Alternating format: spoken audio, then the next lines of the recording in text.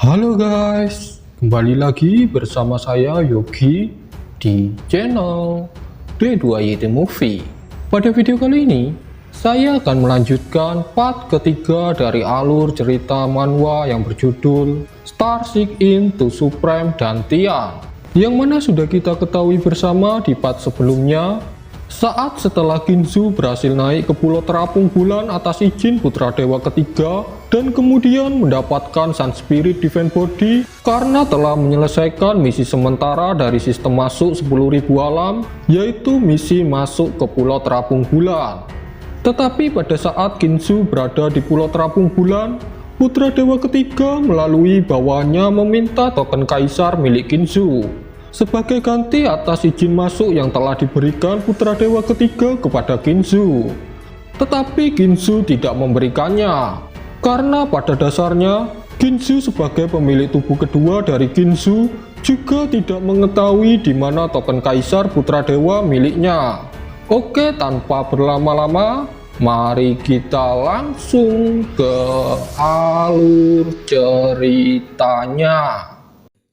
Pada awal cerita, kita diperlihatkan Ginsu yang sedang bertarung dengan bawahan dari putra dewa ketiga.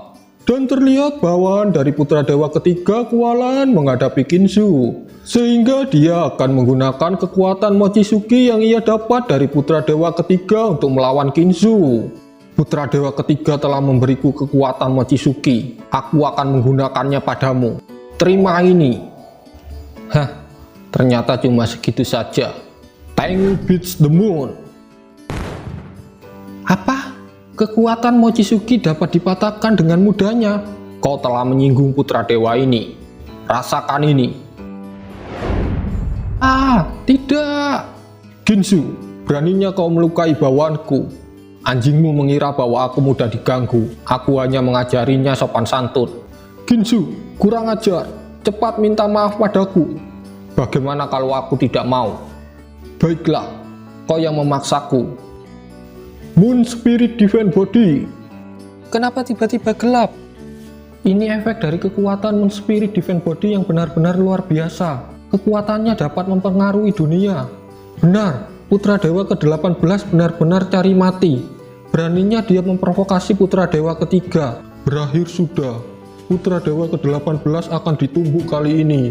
Ginsu, berlututlah dan cepat minta maaf. Tidak akan pernah.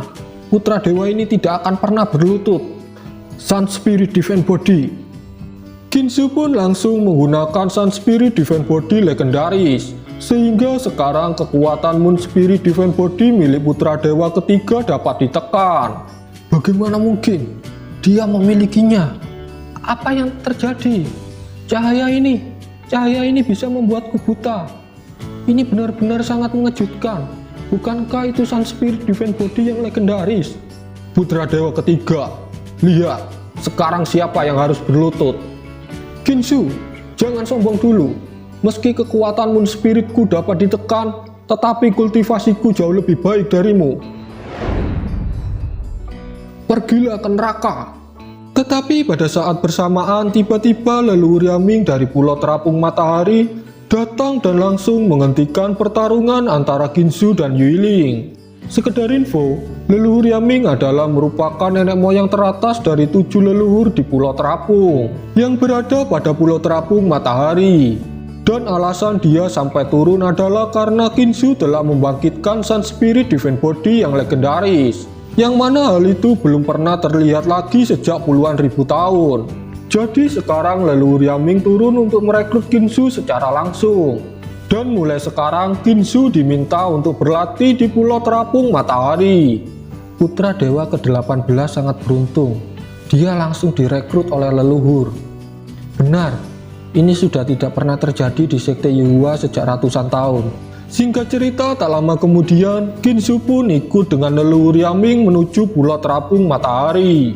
Sedangkan putra dewa ketiga merasa sangat kesal karena dia telah dipermalukan di depan banyak orang oleh Ginsu.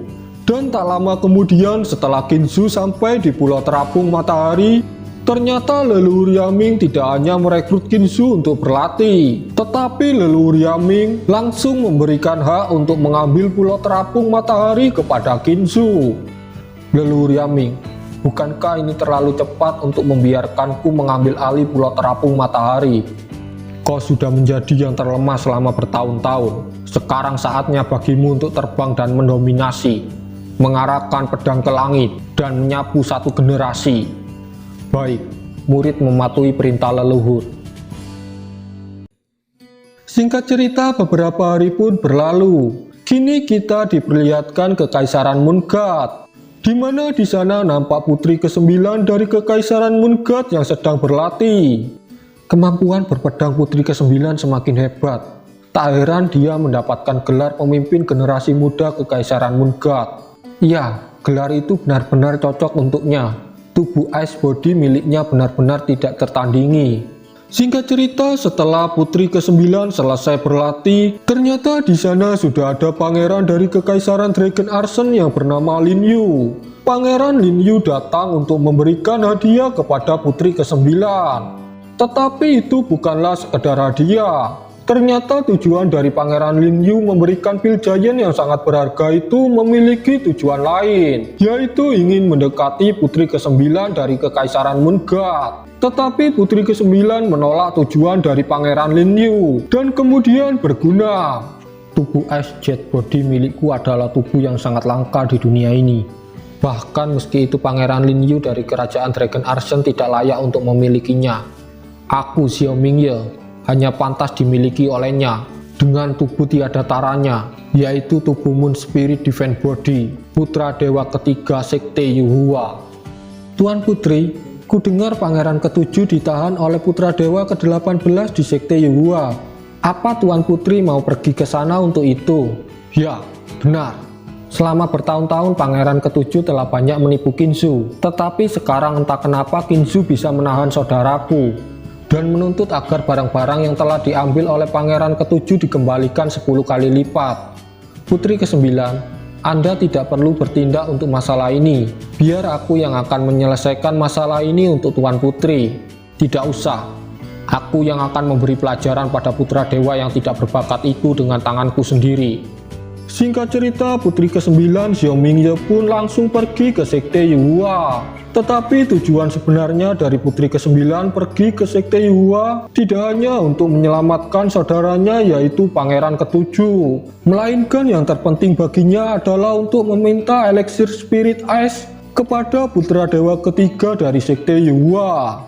Karena dengan eliksir yang merupakan eliksir ajaib dengan kualitas kedua setelah eliksir immortal, maka tubuh Ice Jet Body dari putri ke-9 akan berevolusi menjadi Moon Spirit King Body. Dan putri ke-9 Xiao Mingye sangat percaya diri bahwa putra dewa ketiga tidak akan menolak permintaannya itu. Sedangkan di sisi lain di Pulau Terapung Matahari, kita diperlihatkan Ginsu yang telah mengambil Pulau Terapung Matahari mulai mengajak Guo Anseng dan Bai Zuo untuk ikut tinggal di Pulau Terapung Matahari. Selamat untuk putra dewa ke-18. Anda sudah mengambil Pulau Terapung Matahari, yang merupakan rumah harta karun yang besar dan tak tertandingi. Belum ada putra dewa yang bisa melakukan ini sebelumnya. Hah? Apa maksudmu dengan rumah harta karun? Yang ku tahu Pulau Terapung adalah hanya tempat suci untuk latihan spiritual. Putra dewa, Anda tidak tahu ya, leluhur Sekte Yuhua, leluhur Yaming, adalah leluhur yang paling suka mengoleksi harta berharga. Bahkan eliksir immortal yang legendaris, leluhur Yaming memilikinya. Hah? Eliksir immortal? Legenda mengatakan bahwa setelah meminumnya, maka akan membuat peminum dari eliksir itu akan hidup abadi. Singkat cerita, 3 hari pun berlalu. Ginsu terus melatih kultivasinya di puncak Jeeyun. Dan karena hal itu, Ginsu mendapatkan hadiah tambahan dari sistem masuk 10.000 alam, yaitu berupa pil Wume Fasui, yang merupakan pil yang dapat membantu para kultivator untuk menembus material realm dan meletakkan fondasi terkuat dari material realm. Pil ini datang di waktu yang tepat. Sedangkan di tempat lain di kediaman lama Ginsu, kita diperlihatkan putri ke-9 Xiao Mingye yang baru sampai di Sekte Yuhua. Dan dia di sana bertemu dengan Guo Anseng. Putri ke-9 Kekaisaran Moonguard, kenapa kau berada di sini? Guo Anseng, tidak usah basa-basi. Di mana putra dewa tak berbakat itu? Putri ke-9, karena kita sudah kenal lama, aku akan memberi saran. Mulai sekarang sebaiknya Anda bersikap sopan dan berhati-hati dalam perkataan dan perbuatan Anda ketika bertemu dengan putra dewa ke-18. Guo Anseng, kenapa kau jadi memiliki banyak omong kosong? Daripada menjelaskan itu, lebih baik Tuan Putri ikutlah denganku. Guo Anseng pun langsung mengajak putri ke-9 untuk mengikutinya pergi ke puncak Jaeyun. Sedangkan di puncak Jaeyun, Qinzu sudah memulai kultivasi untuk menerobos ke Material Realm. Salah satu tanda terpenting untuk menembus Material Realm adalah kau bisa terbang melewati tubuh secara fisik. Prinsipnya adalah bahwa tubuh fisik mengendalikan kekuatan spiritual lebih jauh. Akhirnya, pilar energi spiritual yang sangat besar pun terbentuk. Hal itu adalah tanda bahwa Qinzu telah berhasil menerobos ke Material Realm. Dan putri ke-9 yang hendak menuju puncak Jaeyun pun terkejut melihat pilar energi spiritual yang sangat besar itu. Karena pada dasarnya, pilar energi spiritual yang terbentuk ketika seseorang menerobos ke Material Realm adalah hanya membentuk pilar energi spiritual sebesar sumpit. Bahkan putri ke-9 yang tergolong jenius pun hanya bisa membentuk pilar energi spiritual sebesar lengan tangan saat menembus Material Realm. Cara orang ini menembus Material Realm sangat keras. Aku belum pernah melihat seseorang dengan bakat yang luar biasa seperti itu. Mungkin dia adalah jenius nomor 1 di sekte Yuhua ini. Benar-benar bakat yang luar biasa. Guo Anseng, aku harus pergi dan berkenalan dengannya. Putra dewa ke-18 akan kuurus belakangan. Singkat cerita, tak lama kemudian, putri ke-9 dan Guo Anseng pun sampai di puncak Jaeyun. Dan mereka berdua melihat bahwa Qinzu telah berhasil menyelesaikan kultivasi Material Realm-nya. Mari kita coba kekuatan baru ini. Seberapa jauh perbedaannya ketika aku masih di tingkat alam fana.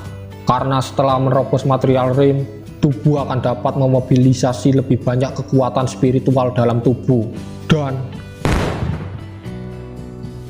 bukit besar yang ada di depan Qinzu langsung rata dengan tanah. Hal itu karena teknik yang digunakan ketika sudah berada di tingkat kultivasi Material Realm akan menjadi jauh lebih kuat. Yang artinya hal itu juga akan menguras banyak energi spiritual.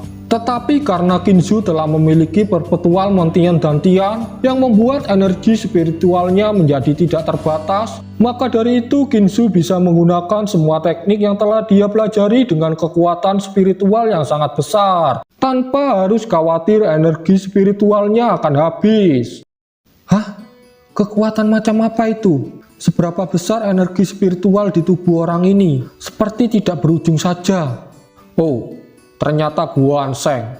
Siapa dia yang bersamamu itu? Tuan muda, saya Zhong Mingye, putri ke-9 dari Kekaisaran Moonguard. Kekuatan fondasi Material Realm Anda benar-benar luar biasa, dan saya datang kemari untuk melihatnya. Oh, ternyata putri ke-9 dari Kekaisaran Moonguard. Jadi kau datang ke sini untuk menebus pangeran ke-7 ya? Hah?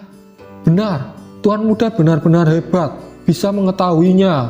Saya datang kemari untuk memberi pelajaran pada putra dewa ke-18. Hah?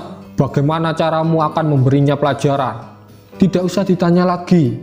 Qinzu adalah putra dewa lemah dengan tubuh fana dan bodoh. Dengan satu tinju dari tanganku akan membuatnya menangis. Putri, hati-hati berbicara. Hah? Apa yang perlu kutakutkan? Aku tidak tahu apa yang telah diberikan Qinzu padamu, sampai kau begitu takut padanya, Guo Anseng. Zhong Mingye, apa kau tahu siapa aku? Aku adalah putra dewa ke-18. Oh, ternyata Tuan muda adalah putra dewa. Saya sudah menduganya bahwa orang berwibawa dan tampan seperti Anda adalah putra dewa Apa? Kau adalah Qinzu? Kenapa kau menjadi begitu terkejut? Bukankah kau ingin memberiku pelajaran? Putri ke-9, aku sudah memperingatkanmu. Kini aku hanya bisa mengatakan bahwa kau berada dalam masalah besar kali ini. Putri ke-9, apa kau pikir aku tidak marah ketika dari tadi kau menghinaku berulang kali? Tidak. Putri ke-9 berhasil menghindar dari serangan pertama Kinsu dan langsung menggunakan es spirit jet body miliknya. Kinsu, meski kau kuat, tetapi Zhou Mingye ini memasuki material lim lebih awal darimu. Kau bukanlah lawanku, Kinsu. Hah? Dengan hanya tubuh lemah itu kau sangat sombong dan ingin bersaing dengan tubuh matahari. Sun Spirit Divine Body. Ah, apa ini? Panas sekali. Tubuh Ice Jet milikku meleleh. Dengan satu combo ini, kau akan menuju kekalahanmu. Thunderclap. Putra Dewa ke-18 benar-benar telah berubah. Aku harus segera melarikan diri. Singkat cerita, Putri ke-9 pun langsung pergi melarikan diri. Dan untuk saat ini dia akan pergi ke tempat Putra Dewa ketiga untuk meminta eliksir Spirit Ice terlebih dahulu. Setelah itu baru kembali untuk melawan Kinsu. Dan setelah beberapa saat, Putri ke-9 pun berhasil mendarat di Pulau Terapung Bulan. Jadi ini Pulau Terapung Sekte Yuhua ya. Tempat ini benar-benar penuh dengan energi spiritual. Benar-benar cocok untuk orang luar biasa seperti Putra Dewa ketiga. Dan dibandingkan dengan Putra Dewa ketiga, Kinsu hanyalah badut. Siapa itu yang masuk tanpa izin ke Pulau Terapung Bulan ini? Putri ke-9 pun menjelaskan siapa dirinya dan mengatakan bahwa dia adalah kenalan dari Putra Dewa ketiga. Dan tujuan dia datang ke Pulau Terapung Bulan ini adalah ingin bertemu dengan Putra Dewa ketiga. Tetapi setelah bawaan dari Putra Dewa ketiga masuk dan memberitahu Putra Dewa ketiga, tak lama kemudian bawaan dari Putra Dewa ketiga keluar dan mengatakan kepada Putri ke-9 bahwa Putra Dewa ketiga tidak mau diganggu karena dia sedang berlatih. Mendengar hal itu, Putri ke-9 tidak dapat menerimanya dan dia berkata, "Aku adalah Tuan Putri ke-9 dari Kekaisaran Moon God yang terhormat. Mustahil jika Putra Dewa ketiga tidak mau bertemu denganku. Pasti ada sebuah kesalahan. Aku tidak peduli siapa kau. Tidak boleh ya tidak boleh. Jangan mengganggu latihan Putra Dewa ketiga." Tetapi Putri ke-9 tidak memperdulikan perkataan bawaan Putra Dewa ketiga. Dan dia langsung berteriak memanggil Putra Dewa ketiga. Sehingga latihan dari Putra Dewa ketiga terganggu. "Zhou Mingye, berani sekali kau." "Putra Dewa, dengarkan penjelasanku dulu. Aku cukup, keluar." Putri ke-9 pun dilempar keluar dari Pulau Terapung Bulan oleh Putra Dewa ketiga.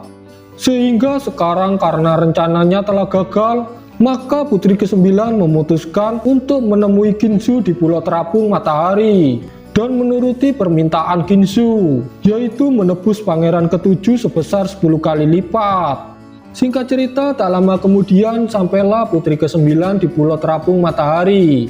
"Putra Dewa ke-18, aku akan memenuhi syarat yang telah kau berikan untuk menebus saudaraku. Ini adalah batu spiritual.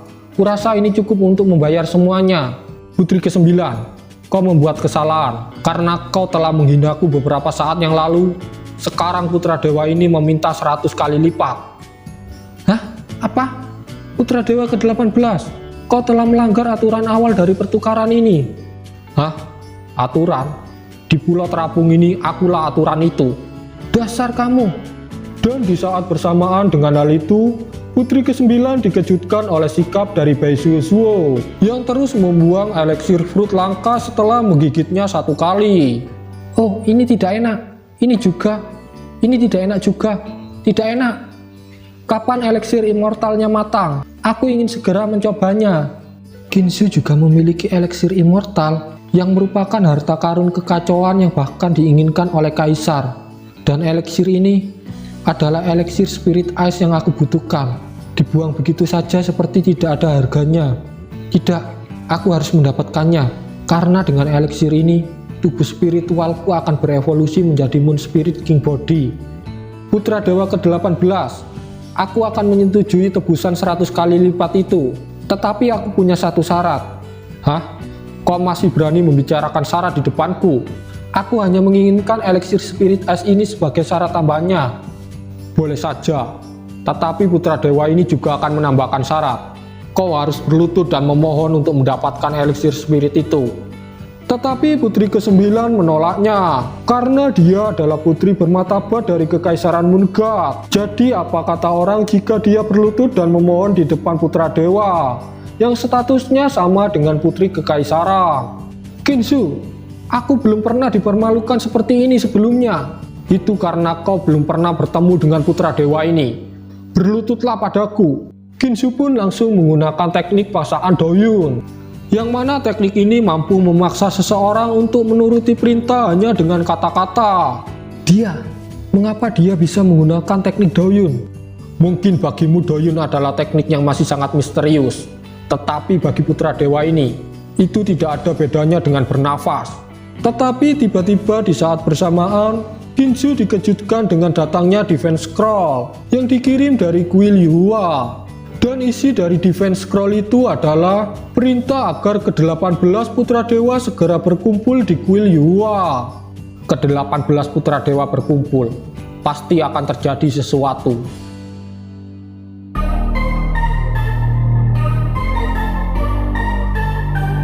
Oke, sampai di sini dulu untuk part 3-nya. Untuk part selanjutnya kita lanjut di next video. Thanks for watching, jangan lupa like, komen, dan juga subscribe agar kalian tidak ketinggalan update terbaru dari channel ini. See you next time.